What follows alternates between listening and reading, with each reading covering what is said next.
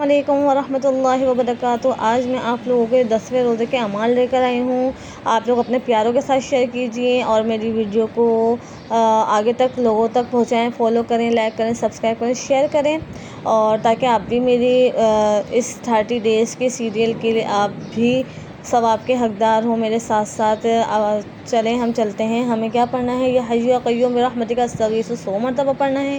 فجر کی نماز کے بعد اعوذ بکلمات اللہ التامات من شر ما خلق 21 مرتبہ۔ ظہر کی نماز کے بعد اپنی حاجت کے لیے نفل پڑھیں اور یا مؤمنون پڑھیں 100 دفعہ۔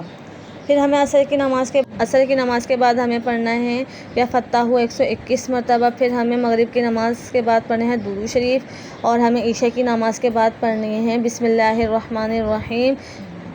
اگر آپ لوگوں کو میری ویڈیو اچھی لگی ہو تو اپنے پیاروں کے ساتھ شیئر کریں۔ اللہ حافظ۔ انشاءاللہ ملتے ہیں نیکسٹ ویڈیو میں۔